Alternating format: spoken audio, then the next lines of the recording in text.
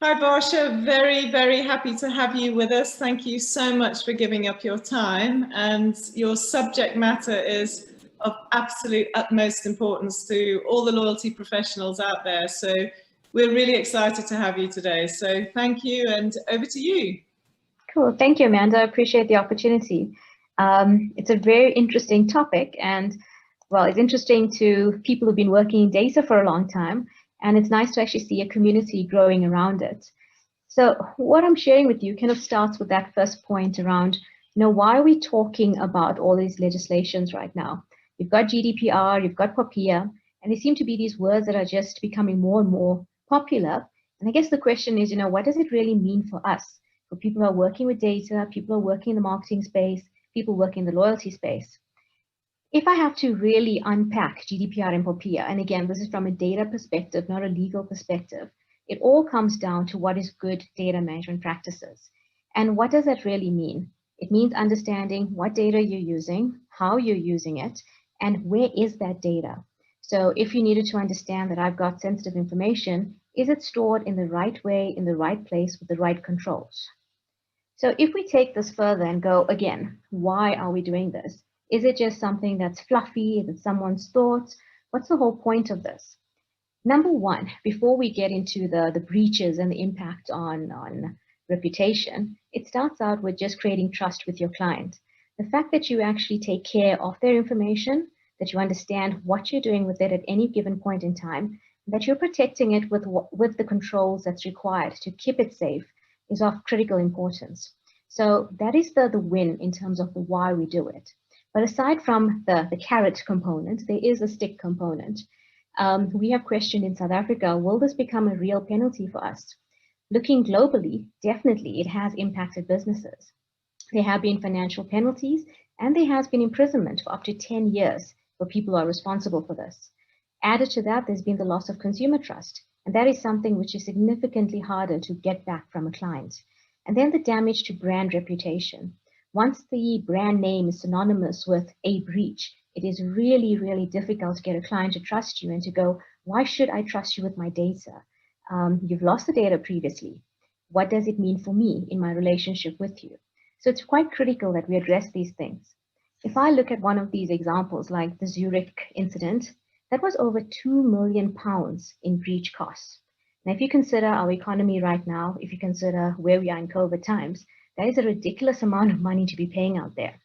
So the reframe becomes, it's not just about a stick or a prevention of penalties or an avoidance of penalties. It is really about creating good, trusted relationships between you and your client. Again, coming back to loyalty and what it means for you. So GDPR and POPIA is good for business. Saying a statement like that would have many people wondering, why? How could you say that? All I'm thinking about are all the costs it takes for good data management. But again, the reframe about why this is good for business comes down to some very simple things that we are driving for our clients. The first one being competitive advantage. By having better quality data, you're able to create better efficiencies within your business. You're also able to automate a lot more. If you have junk data coming in and you're trying to automate a chatbot that communicates with your client, if that data is junk, you have a junk experience with the client. And again, that leaves the client with an experience that doesn't leave them feeling happy, feeling that, yes, this brand understands me, they know who I am, they're getting the right message to me. So linked very much to that is knowing your client. So good data is also about understanding that 360 view of that client. And the way to get to that ensures that whatever you're trying to communicate to the client, you're getting the right message across. And that could be across different geographies, different types of products, or just understanding their behavior. Could be something as simple as life stages of your client. Again, all of that comes back to good data governance. We then sometimes think that things like GDPR and POPIA means that we have less data about our clients, which leads to fewer leads. The converse of that is that you actually have better quality leads, leading to a better rate of conversion. Again, this relates back to efficiencies within your processes, but also it optimizes your contact points with the client. Again, you're getting the right conversation to them with the right product, leading to better conversion. And of course, there's cost saving. So this one might appeal more to the more technical crowds, but with all these volumes of data, there's a cost associated to it. It is wonderful to have all this information and to do great things with it, but you need a data ecosystem to support this. And one of the simplest ways in which you could save money is looking at things like information lifecycle management, understanding what data is old, it needs to be archived, put away into cheaper storage, what data needs to be high touch, readily available. Simple exercises like those can save you up to tens of millions of rands. So when we think about all of these things put together, it is not just about the penalties. It is all about these things coming together to drive and build consumer trust. So now that we understand why we'd be doing this and what the purpose is, the next question goes to where in the world does this journey begin and what does this journey look like? It can seem a bit overwhelming when you think about this ocean of data and trying to figure out, I've got all these processes, there's all these things I want to do. Where do I even start when it comes to compliance? And it starts with very simple questions. It's about understanding the data you have, what you're doing with it, questioning if you really need all the data that you have. Being a data person, I would say, yes, you need every piece of data available. But again, it becomes a question of, is it critical information, sensitive information, private information, etc.? And how do you want to handle and interact with it? And for what purposes do you need to use that information? We also have this term around democratization of data, which organizations have been big on, where data is not something that's housed just in an IT environment, but all users across an organization have access to information and are able to create insights. Because the best insight for marketing, as an example, comes from a marketing department, not from the IT department. So it's critical that business subject experts actually have access to this information. So all it means in terms of a compliance world is that we understand who's accessing it and for what purposes. It doesn't mean that access disappears. It's just done in a more governed and controlled manner. And then we come to how do we best manage and protect that data? It starts again with knowing what is the data you have and how do you classify it. And then a very important point is data breaches can happen. So if they do happen, do you understand that it's happened, number one? And number two, do you understand the steps that need to be taken in terms of gauging what is the impact of that, but also how do you prevent that going forward? So it may seem a bit overly simplistic, but when we think about data from cradle to crypt, so it's from the time that it's created all the way through its life journey, from how we work with it, we change it, how we store it, how we share it, all of those movements of data need to be governed. And that is basically what good data privacy compliance looks like. If we take that further and we go, how do we evolve into a well-governed environment?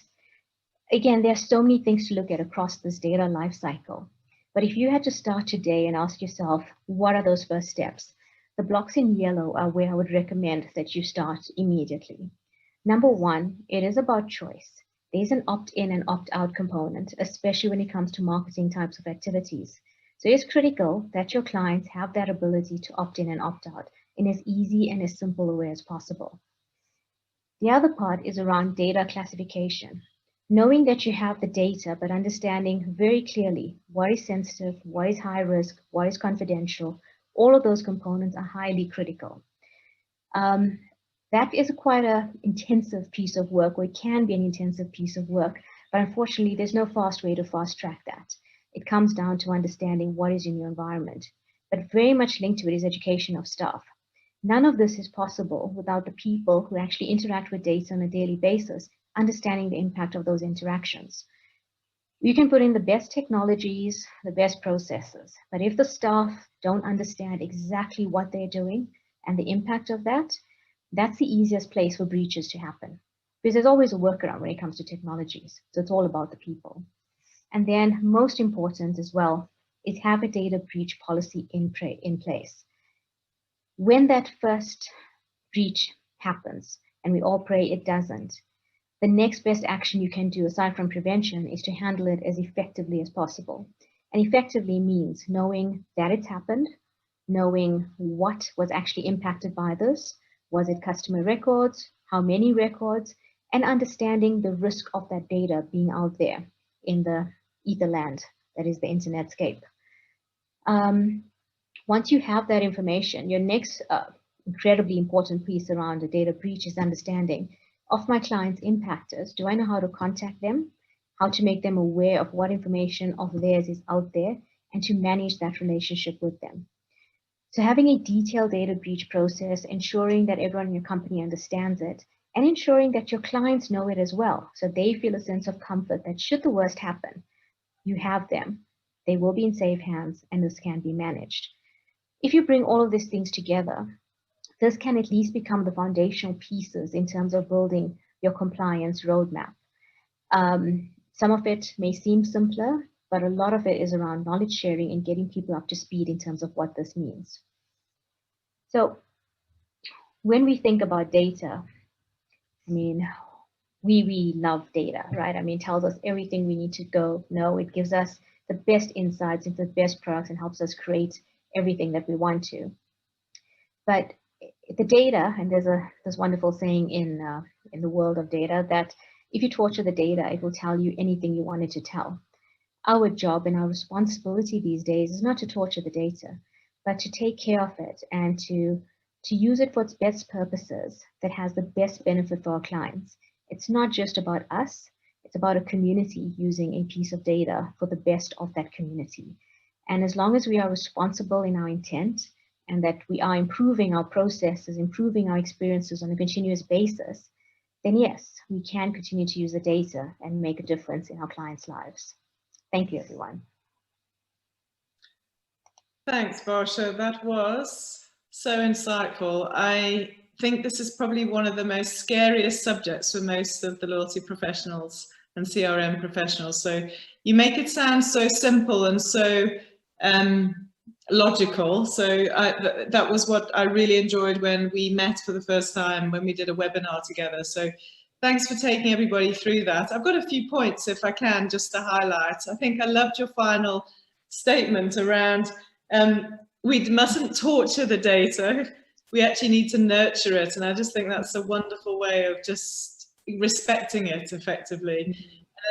I love the way you said GDPR and POPIA is actually good for business. And if you follow good data management practices, actually at the end of the day, it's all about creating trust with your client. And I think any of us in the loyalty world know that the cornerstone of a good loyalty program or good brand loyalty, it doesn't even need a program. If you remember last time we met, we had that debate around, you actually don't need a loyalty program. It's very different from customer loyalty, but customer loyalty can only be made through trust. And obviously data now has become one of those extremely sensitive subjects that can build or destroy trust, I guess. Very true. What you've said. So, and then I think finally, and then I do have a question or two, but one of the points you made that I loved, and it reminded me of a discussion I had with clients as well about, you said there's always a workaround with technology. So no matter how powerful technology is, there'll always be a manual workaround, and therefore it's all about your people. And I guess maybe you know the answer to this, but my observation is, I actually wonder how much time most companies are giving to this kind of training to make sure their people understand it. I don't know if you have insight into that, but I haven't actually sat and heard massive training commitments to such a critical subject. Okay. It's been actually quite different across industries and areas. There's been some insurance companies that heavily committed into the training about at least 2 years ago, proper change management programs, roadshows. And what I loved is they emphasized the importance. And I think I love your word about respecting data. It was about that, not a tick box. What I have unfortunately seen in some other industries is that it has become a tick box exercise. You know, that yes, everyone's read the compliance requirements and ticked it off. And my own personal concern is the threats often come from inside the organization. So if your people are not properly clear on what this means, they haven't bought into it, you're still at risk. So I think it's really critical that you actually do invest in helping people understand this. Yeah, absolutely. The risk is huge. And as you said, you saw earlier the choice of either losing the brand trust or actual personal imprisonment as well as that. It's scary. Yeah. You talked about on one of your slides earlier about opt-in versus opt-out.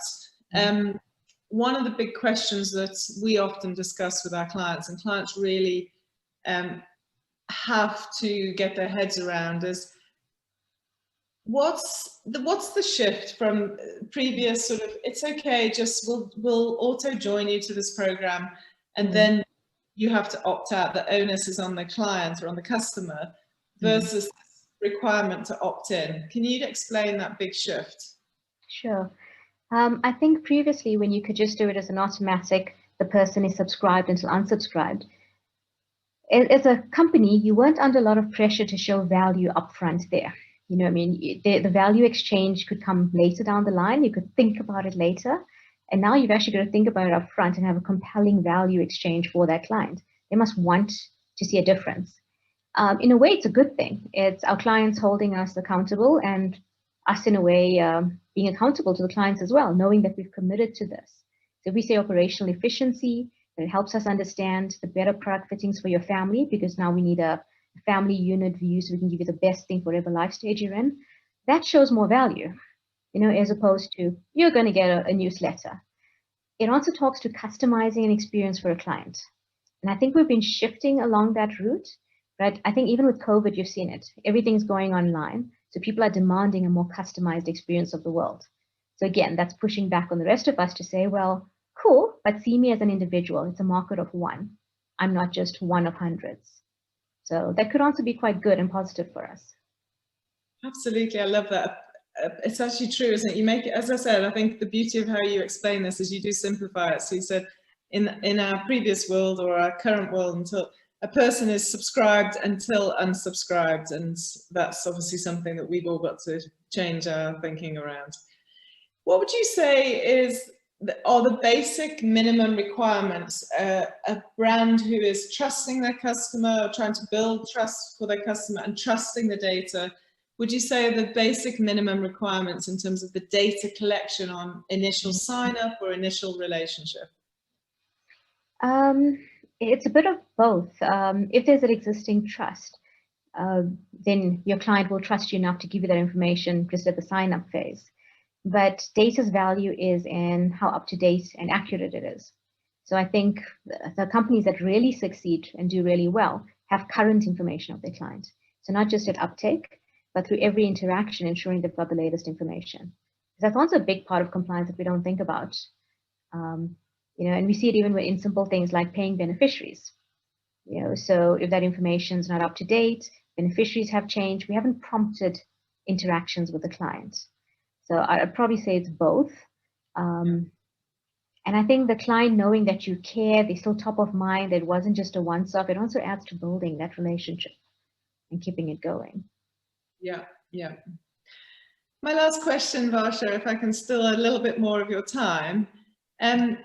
What would you say is the #1 difference that South African businesses need to understand around POPIA versus GDPR? Because we're very exposed to POPIA in South Africa. We've been hearing about it for years and years. Yeah. We've worked as our company within the GDPR environment because some of our clients are under the European legislation. But do South African businesses have to concern themselves with GDPR or just focus on POPIA? What's the big #1 sort of takeout there? You do still need to focus on it. So the basic data governance is the same, knowing where your data is, who's using your data, all of that. But with GDPR, it's understanding that you've got a client here locally who happens to have residency elsewhere. So being able to mark and highlight those individuals, tag them, so to speak, that becomes critical. And it sounds simple enough. Identify all those people, right? But again, understanding that data landscapes could consist of hundreds of databases and trying to figure out where are these individuals. And if you're in a situation where you don't have a 360 view of a client, you might have only their South African data in there and not realize, oh, actually, they've got another passport elsewhere and they actually are doing some business there. It comes back to that completeness of the view of the client that you have. So for me, what it changes is the data required, meaning you do need to be able to identify these individuals. Those are new data fields that you may not have stored previously. And then the second bit is about driving that 360 view of the client. You need to have that holistic view of the client, not just a snapshot view of a set of transactions around them. That's a big ask, hey? I think from... It's a lot of work. I think about myself, I sit with a British passport with residency here. So all of the South African databases I'm on, I'm treated effectively as a South African with a South African ID number. But I do have another life, not in parallel, but where I am very much from, well, GB is not really Europe anymore, but principally outside of South Africa. So I think that's incredibly bringing a real new level of complexity, which you need to understand. Absolutely. Okay, so we're really grateful for your time. I could listen to you all day long. I really could, because I think you simplify something that's incredibly scary for most people and incredibly complex. And I'm very, very grateful once again. So thank you for sharing your insights. Thanks, Amanda. Appreciate it.